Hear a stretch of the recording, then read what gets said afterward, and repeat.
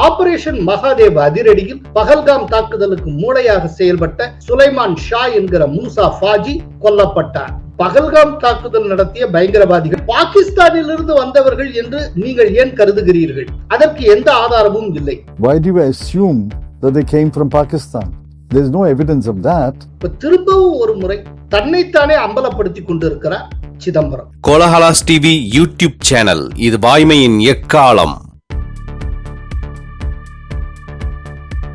பகல்காம் தாக்குதலில் ஈடுபட்ட தீவிரவாதிகள் களை எடுக்கப்பட்டுள்ளனரே. வணக்கம் நண்பர்களே. பகல்காம் தாக்குதலின் மூளையாக செயல்பட்ட சுலைமான் ஷா என்கிற மூசா ஃபாஜி உள்பட 3 பயங்கரவாதிகள் ஸ்ரீநகரில் போட்டு தள்ளப்பட்டுள்ளனர்.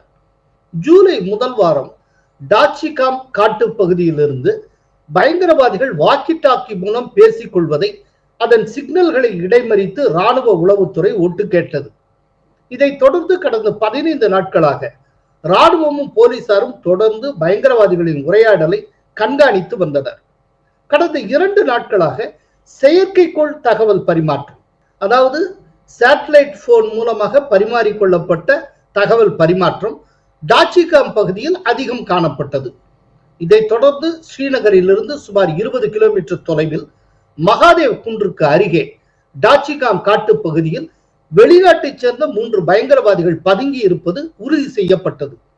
இதையடுத்து இந்திய ராணுவமும் ஜம்மு காஷ்மீர் காவல்துறையும் இணைந்து ஆபரேஷன் மகாதேவ் என்கிற பெயரில் இன்று காலை 11:30 மணிக்கு அதிரடி நடவடிக்கையில் இறங்கின.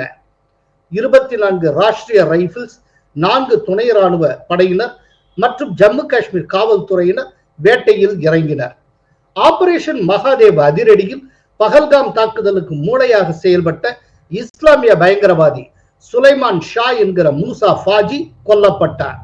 கடந்த ஆண்டு ஸ்ரீநகர் சன்மார்க் நெடுஞ்சாலையில் சுரங்கப்பணியில் ஈடுபட்டிருந்த 7 பேரை சுட்டுக் கொன்றதும் இதே சுலைமான் ஷா தான். இவரை தவிர யாசிர் மற்றும் அபு ஹம்சா என்கிற ஹாரிஸ் என்கிற 2 பயங்கரவாதிகளும் கொல்லப்பட்டனர். அவர்கள் அனைவரும் லஷ்கர்-இ தொய்பாவை சார்ந்தவர்கள் என்பது குறிப்பிடத்தக்கது. அவர்களிடமிருந்து 2 AK-47 துப்பாக்கிகள், கையெறி குண்டுகள் ஆகியன கைப்பற்றப்பட்டன. பகல்காம் பயங்கரவாதிகள் பாகிஸ்தானிலிருந்து வரவில்லை என்று சிதம்பரம் கூறியிருக்கிறாரே. பரவாயில்ல, எப்படியோ பயங்கரவாதிகளை பற்றின நுட்பமான தகவல்கள்லாம் சிதம்பரத்துக்கு கரெக்டா தெரிஞ்சிருது. இங்க இருந்தா வந்திருக்காங்க, இங்க இருந்தா வரலைங்கிற அளவுக்கு சிதம்பரம் நுட்பமாக தெரிந்து வைத்திருக்கிறார். அது எப்படி அவருக்கு சாத்தியமாகிறது என்று புரியவில்லை. அவர் ஒரு ஊடகத்துக்கு பேட்டி அளித்திருக்கிறார். அல்ல, அவர் என்ன கூறியிருக்கிறார் அப்படிங்கிறத முதல்ல பார்த்துடலாம். அவர் சொல்லியிருக்கிறார், அதாவது பகல்காம் தாக்குதல் நடத்திய பயங்கரவாதிகள் எங்கே, ஏன் அவர்களை இன்னமும் கைது செய்யவில்லை, ஏன் நீங்கள் அவர்களை அடையாளம் காணவில்லை, அவர்களுக்கு அடைக்கலம் கொடுத்த 2 அல்லது 3 பேரை கைது செய்ததாக திடீரென்று ஒரு செய்தி வந்தது. இப்போது அது என்ன ஆயிற்று? இந்த வாரங்களில் தேசிய புலனாய்வு அமைப்பு என்ன செய்தது என்பதை வெளியிட மத்திய அரசுக்கு விருப்பம் இல்லை. பயங்கரவாதிகள் எங்கிருந்து வந்தார்கள் என்பதை அவர்கள் அடையாளம் கண்டிருக்கிறார்களா? நமக்கு தெரிந்தவரை அவர்கள் உள்நாட்டு பயங்கரவாதிகளாக இருக்கலாம். அவர்கள் பாகிஸ்தானிலிருந்து வந்தவர்கள் என்று நீங்கள் ஏன் கருதுகிறீர்கள்? அதற்கு எந்த ஆதாரமும் இல்லை. They are unwilling to disclose what the NIA has done all these weeks. Have they identified the terrorists, where they came from? For all we know, they could be homegrown terrorists. Why do you assume that they came from Pakistan? There is no evidence of that. Operation Sindoor குறித்து விரிவான அறிக்கையை பிரதமர் மோடி இதுவரை வெளியிடவில்லை. போரில் ஏற்பட்ட இழப்புகள் குறித்தும் மத்திய அரசு எந்த தகவலையும் தரவில்லை. பகல்காம் பயங்கரவாத தாக்குதல் ஒரு உளவுத்துறை தோல்வி என்பதை நாங்கள் அறிவோம். 2008 மும்பை பயங்கரவாத தாக்குதலும் ஒரு உளவுத்துறை தோல்விதான். உள்துறை அமைச்சராக பொறுப்பேற்று மும்பைக்கு சென்ற நான் அங்கு அனைத்து பத்திரிகையாளர்களையும் சந்தித்தேன். அவர்கள் மத்தியில் நான் சொன்ன முதல் வாக்கியம், இது ஒரு உளவுத்துறை தோல்வி. இதற்காக நான் மன்னிப்பு கேட்டுக்கொள்கிறேன். ஏனெனில் பாகிஸ்தானை சேர்ந்த 7 அல்லது 8 பயங்கரவாதிகள் படகு மூலம் மும்பைக்கு வந்து நாட்டின் வர்த்தக தலைநகரை, நாட்டின் நிதி தலைநகரை குறிவைத்து தாஜ் ஹோட்டலுக்கு நடந்து சென்றே தாக்கி இருக்கிறார்கள் என்றால் இது உளவுத்துறை தோல்விதான். போர் என்று வந்தால் இழப்புகள் 2 தரப்புக்கும் ஏற்படும். இந்தியா இழப்புகளை சந்தித்திருக்கும் என்பதை நான் புரிந்து கொள்ளுகிறேன். ஆனால் இழப்புகளை ஒப்புக்கொள்ள மத்திய அரசு தயங்குகிறது. போரில் இழப்புகள் தவிர்க்கப்பட முடியாதவை, இயல்பானவை. எனவே இழப்புகளை ஒப்புக்கொள்ள வேண்டும்.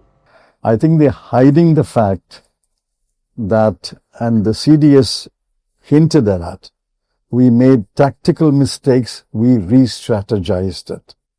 So, what tactical mistakes were made? What was the re-strategy? Operation சிந்தூரை ஒரு பெரிய விஷயமாக ஆக்க முடியும் என்று மத்திய அரசு நினைக்கிறது, மோடி நினைக்கிறார். ஆனால் அது வேலை செய்யாது என்று சிதம்பரம் கருத்து தெரிவித்திருக்கிறார்.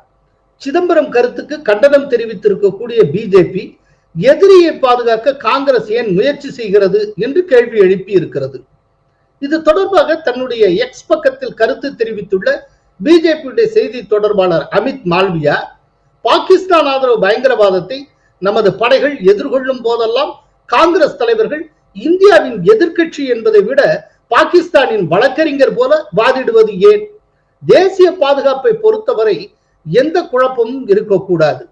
ஆனால் காங்கிரஸ் கட்சியை பொறுத்தவரை எதிரியை பாதுகாக்க அவர்கள் எப்போது பின்னோக்கி வளைந்து கொடுப்பார்கள் என்று விமர்சித்திருக்கிறார். சோ இதுதான் சிதம்பரம் கேட்டதற்கு பிஜேபி எதிர்வினை. ஆனால் சிதம்பரம் இந்த விதமா ஒரு ப்ரோ பாகிஸ்தான் டோன்ல கேட்கிறார் அப்படிங்கிறது இது முதல் முறை அல்ல. இதுக்கு முன்னால நிறைய முறை இது பல்வேறு வடிவங்களில் நடந்திருக்கிறது. முன்னால சர்ஜிக்கல் ஸ்ட்ரைக் நடந்தப்போ பாகிஸ்தான் அப்படி ஒரு ஸ்ட்ரைக்கே நடக்கவில்லை அப்படின்னு சொன்னாங்க.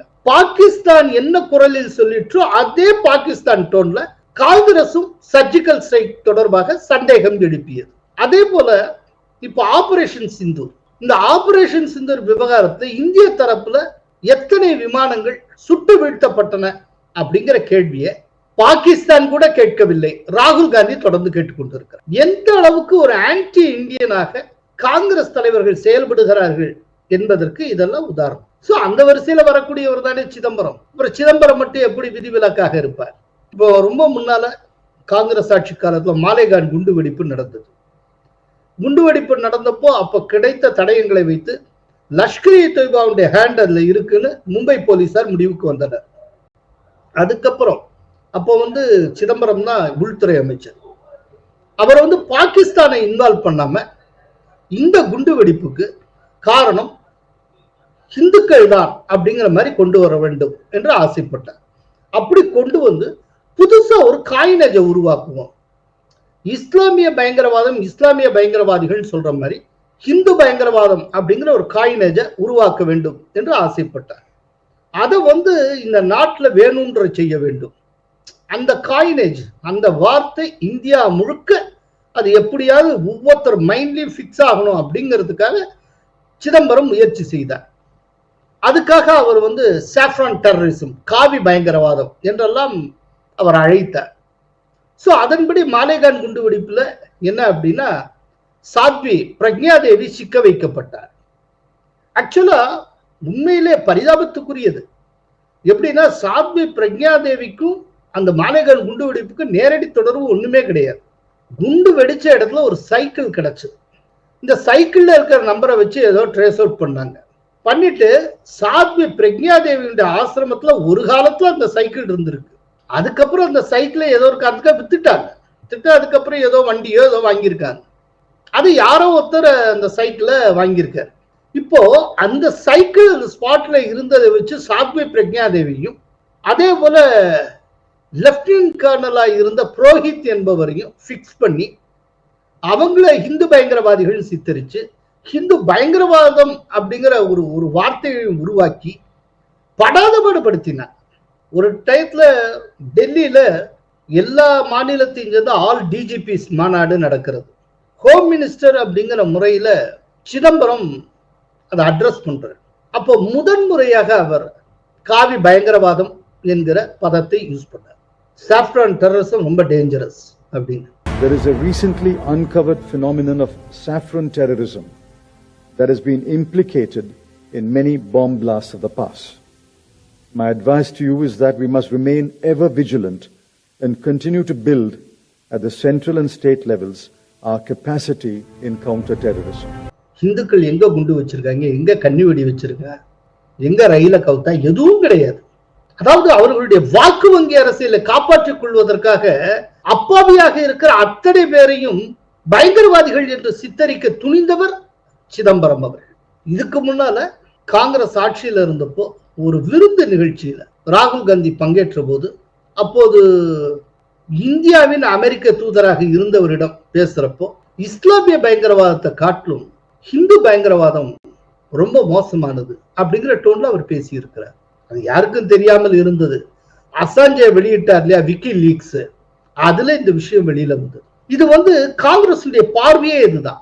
இந்த தேசத்தை காங்கிரஸ்காரர்கள் எப்படி புரிந்து கொள்வார்கள் அப்படின்னா, இந்த தேசம் இந்தியர்களால் நிரம்பியது அப்படிங்கிற பார்வை அவர்களிடம் இருக்க. அவர்கள் இந்த தேசத்தை ஒரு ஓட்டு வங்கியாக பார்ப்பார்.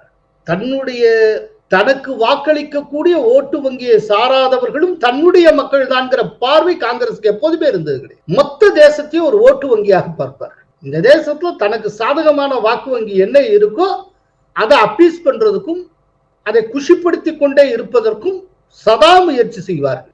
அதற்காக அந்த வாக்கு வங்கிக்கு எதிரானவர்களை எப்படி வேண்டுமானாலும் முத்திரை கொடுத்து அவர்கள் தயாராக இருப்பார். இப்ப திரும்பவும் ஒரு முறை தன்னைத்தானே அம்பலப்படுத்தி கொண்டிருக்கிறார் சிதம்பரம். இது சிதம்பரத்தை இன்னும் ஆழமாக புரிந்து கொள்ள நமக்கு உதவியாக இருக்கும்.